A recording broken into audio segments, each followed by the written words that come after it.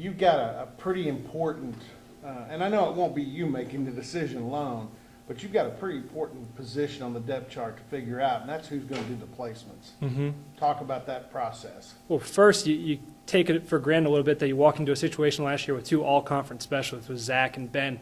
It makes your world a hell of a lot easier.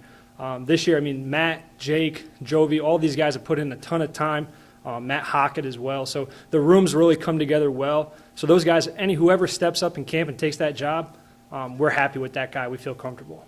Do you think you and Mike and anybody else that's involved in the decision would be leery? Again, remember 4 years ago, Ben Grogan took over and never gave it up, of allowing a freshman to step in and do that like a Jake McClure?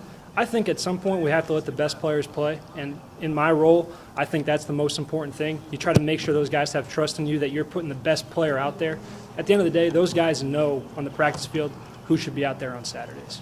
All right, at least going in, because most fans have not seen Jake McClure other than maybe a couple of YouTube or Huddle highlights.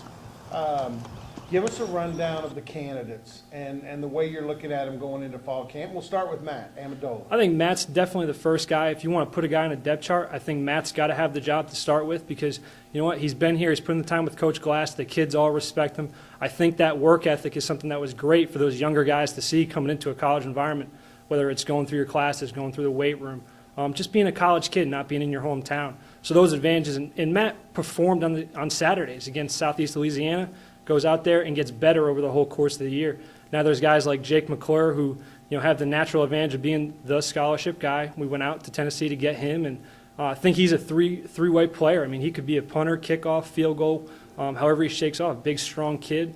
But really it's going to come down to, again, charting those kicks out in training camp, going through and seeing who the whole staff feels comfortable in that pressure moment being. Obviously, guys that have been around Matt Hockett and Jovi Munoz are guys that are going to compete, again, by just pure volume of kicks and putting those ticks down on a recording sheet charting.